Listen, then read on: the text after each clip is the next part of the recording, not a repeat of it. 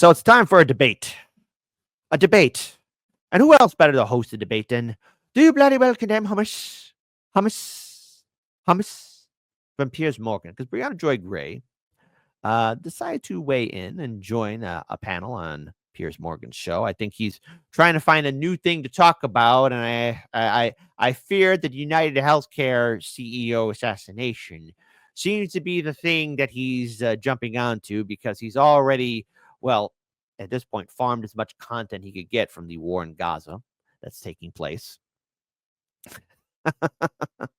Hey, I guess that's what happens if you have a big multi-million-dollar studio. You can do whatever you want. But the thing is, what's flying over his head and a few other people is why a lot of Americans are overly attached to this story and what it means to them. Okay.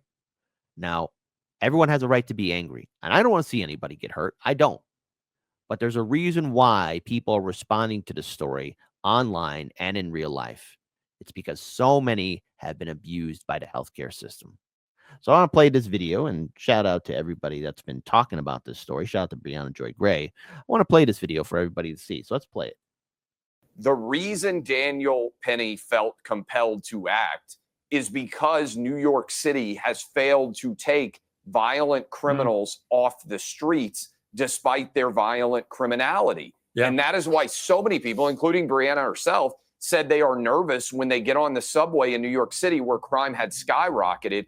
The context in which this occurred, the city of New York, which tried to put Daniel Penny in prison, actually failed not only Daniel Penny, but Jordan Neely. Because if they had adequately punished him for the violent acts that he had engaged in, he wouldn't have been on the subway that day, and there wouldn't have been any need at all for the vigilante act to the extent that it's vigilante in any way, which I don't believe it was, and the jury didn't find it was. This is a symptom of the failure of not only New York City, but many other big left-wing blue city, blue state decisions when it comes to prosecuting violent crimes. They lead to more violent crimes, and we end up in situations like these, which never should have occurred. Jordan Neely shouldn't have been on the street that day. He should have been behind bars for his violent acts. I agree. Briahna. Well, let me use the exact same logical formulation that our friend here just made. Luigi Mangione had to act because our legal system and our political system has failed to address the overwhelming crisis of the U.S. health system. That's exactly how you framed it with respect to the vigilante killing of Jordan Neely. The same, because the state had not intervened. No, hold on. She's allowed to speak her piece, but constantly talking over her. I mean, we have to look at the action and emotion. So real quick here, I want to pull up this article here. Why are Americans celebrating this vigilante murder as a freedom fighter? So what's going on? A U.S. health insurance CEO's murder has transcended political ideology and uniting average Americans of all stripes against a kind of corruption that would warrant some freedom bombs if it were in a foreign nation of strategic interest, right? Because we've all seen this before. It's no wonder Washington is hell-bent on banning TikTok. Shortly after a masked man was caught on camera gunning down United Healthcare CEO Brian Thompson in Midtown Manhattan on December 4th, sparking a manhunt, users flooded the social media app with comments like, "Sorry, I can't help. I didn't see anything because my insurance copay was too high for me to afford eyeglasses," or "The story is getting more coverage than United Healthcare ever provided." Oof, heavy stuff. Heavy stuff indeed. They were mostly amused by the suspect's successful evasion of authorities for several days and the deny, defend, depose inscriptions on the shell casings found at the scene, similar to delay, deny, defund phrase synonyms, was a strategy used by health insurance companies to avoid paying out claims to those who have been paying out for their coverage. People popped up asking where they could donate to the suspect legal fees online and started posting their own health insurance rejection letters. As someone who was once surprised to find an $800 bill for a simple blood test in my mailbox while living in the U.S., all because my doctor didn't check whether my health insurance actually covered the lab in question before referring me there, it's long been clear that the American healthcare system is a giant racket that's ripping people off. My own personal story, in 2018, as we all know, I used to work at Costco back in the day. Before Hard Lens Media became my full-time job, we had a show that we did on radio. This was the early days of Hard Lens Media. I caught a horrible case of pneumonia. And I'll never forget it too, because I woke up very ill, lightheaded. And even at the night before, I couldn't eat. There was something wrong. I felt sick, and I went to work, did my job, but people noticed I didn't look well. And I thought it was just a regular cold. I could soldier on through it. I went to this location to meet up with my colleague Daniel, and there was a big event. Some sort of town hall was taking place. We were going to record and interview the people there. It was going to be happening next year, sometime in January. And I went home again, still feeling lightheaded. And as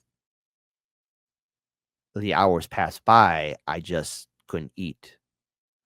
And I noticed that I was getting cold, even though it was nice and warm in my house. I was sweating, but still shivering. I had to take the day off on Saturday, and I told Daniel that I couldn't come in. I go to, this is a little bit hard to talk about, but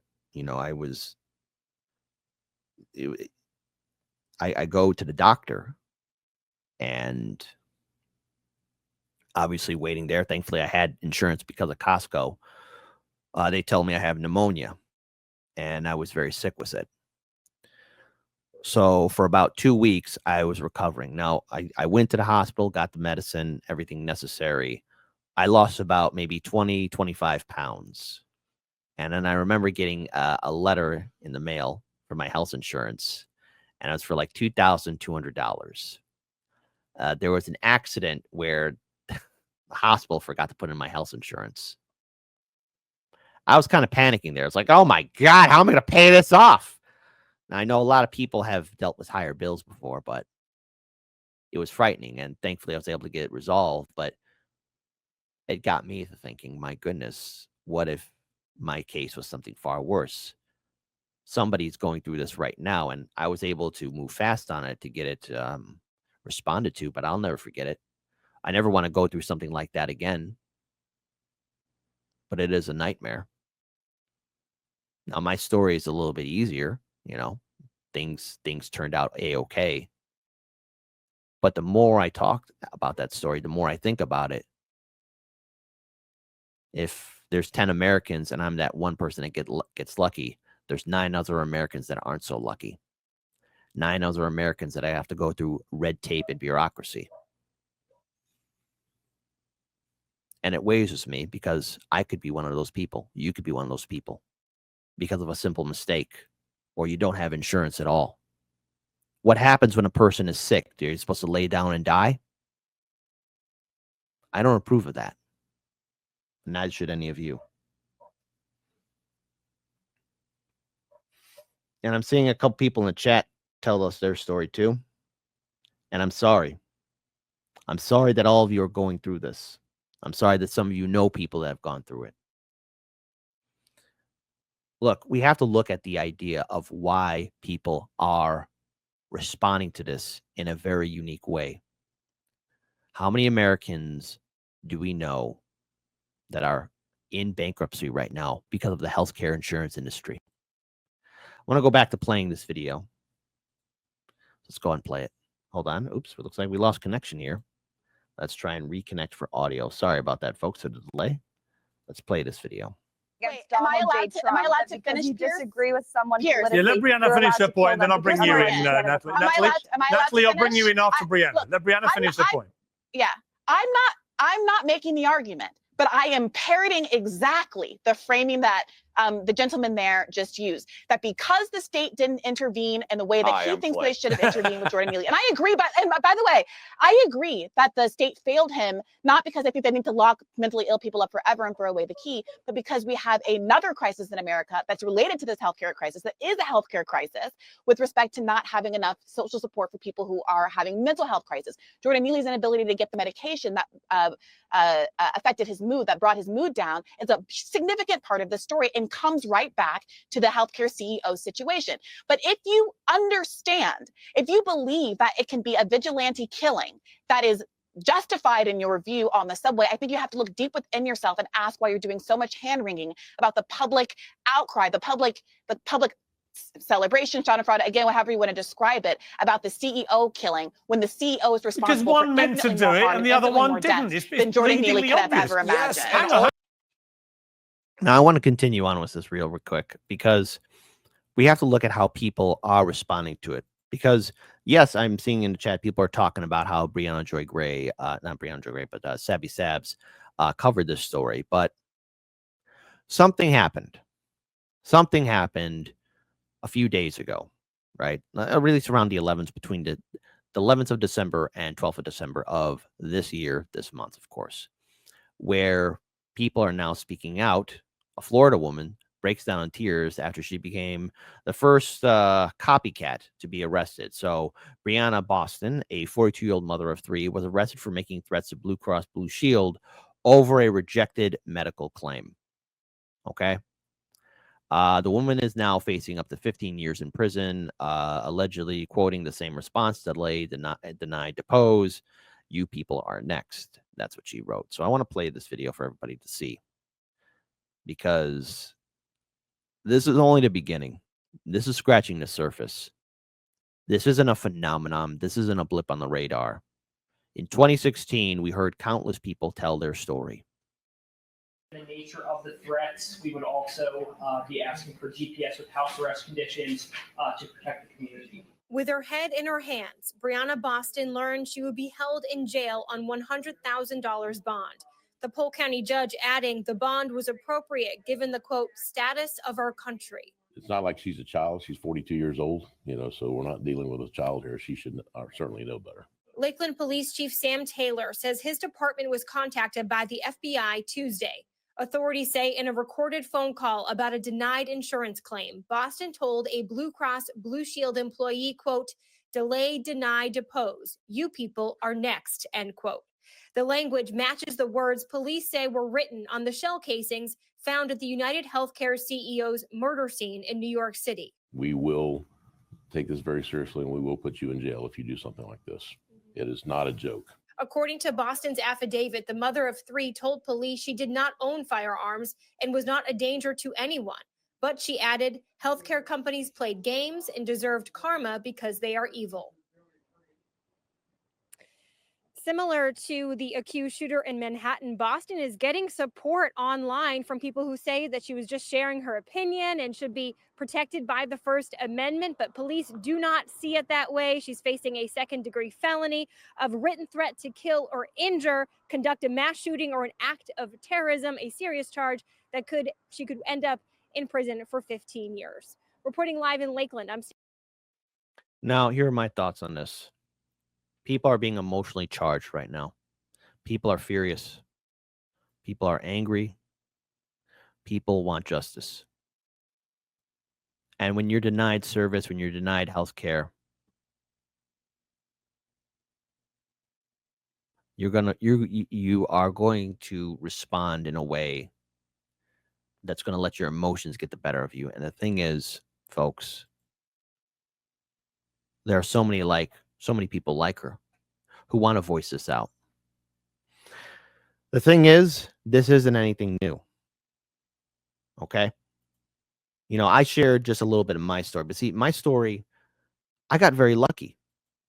I got lucky. I was really able to bypass the red tape. I was able to avoid the danger. I was able to avoid that. Other people haven't. I want to play this video again because this is all of us. We all have a story. How many more people have to suffer? How many more people have to wait? See, it's more than what happened in New York City. It's about how we have an industry that is allowing people to die. We are numbers on a piece of paper. This is a video from Matt Orfala. I played it before, but maybe we need to hear it again. My mom actually died when I was younger. As she was about to leave her kids and her husband, my mom was worried about having to get treatment because it would have bankrupted our family. Our insurance company refused my claims. They'll gladly let a vulnerable boy and his family suffer. I actually used to be a fiscal conservative, diehard Republican, and I lost everything. This is my sister Diana, and the medications for her autism are more than $2,000 a month. The same medication in another country is $14. Force a vote for Medicare for all. We are the only developed nation on Earth that does not have some form of universal health care.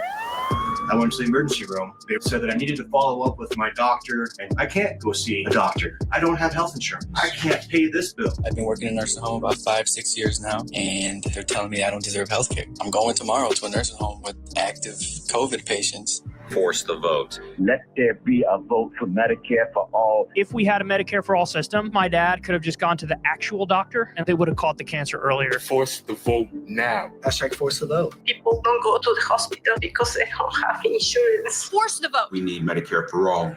By the time I had some idea of what to do to treat my illness, I could no longer afford to treat my illness. Force the vote now. I am one of the many millions of Americans who have lost their health care. If you actually care about defending the human rights of Americans, force the vote. I got stabbed in the chest, and their answer for me getting attacked was to charge me $270,000. Force the vote. I had a bone disease, and my doctor goes, "You're not making bone properly." And I was like, "Well, should I take a Viagra?" He's like, "No, it's not."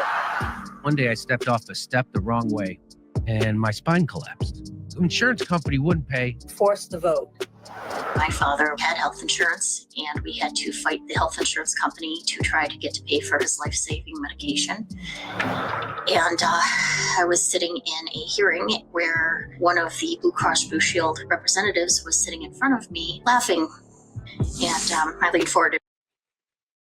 Laughing. Laughing. Ha, ha, ha, ha, ha. I'm not laughing, and neither should any of you. You see, because that laughter right there is what happens all the time. We are numbers on a piece of paper. And reminded him that the dying man that you're laughing about is my father. That's not right. force the vote. Force it. Both Republicans and Democrats support Medicare for all. Force the vote. Vast majority of our fellow citizens support it. We expect our politicians to Force the vote. And if the politicians aren't willing to demand it, then they should get out of the way. Force a vote. I've had enough. Force the vote. If not now, when? Force the vote. They ran on Medicare for all. The squad needs to do their job. Hashtag force the vote. Screw all these partisan politics. It's time to start fighting for the people. Please force the vote.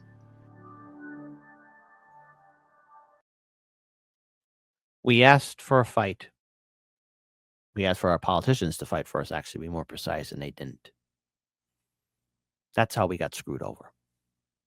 And we put trust in a system that doesn't value human life. So it is understandable why people are so emotionally attached to this story. And as we end 2024, it's going to follow us into 2025. The problems in this year will continue on into next year, but it's a matter of what we're going to do about it. Now, it's one thing for us to go on social media and post our feelings, or it's a time to do action. The action is at the state level, citizen ballot initiatives, and building movements and organizations that can maintain and wield power to hold these politicians accountable, but also for us to get our power back. Now's the time for us to stop being on the keyboard and put actions into momentum so that we can build this new era, an era in which we do this for those that are not here with us, so that no one has to suffer, so no one goes into medical bankruptcy, so that justice, real justice, is given. We deserve a quality of life. So shout out to Briahna Joy Gray for speaking out on Piers Morgan show. But this is only the beginning. This has ignited something. And it's not going to be connected to a politician. It's the people. And why is this important for the people? It's because the people have the story. See, congressmen and women, they don't know what it's like wondering, oh my goodness, how will I make it past tomorrow? Oh my goodness, I was denied health care. They're okay. The rest of us, no. Which is why we build this movement now. Citizen ballot initiatives and fight for Medicare for all. It's up to us to lead the charge. And when the people lead, that's when the leaders follow. And no, I'm not talking about the politicians in Washington, D.C. I'm talking about the new ones. Us. We're the ones that we've been waiting for.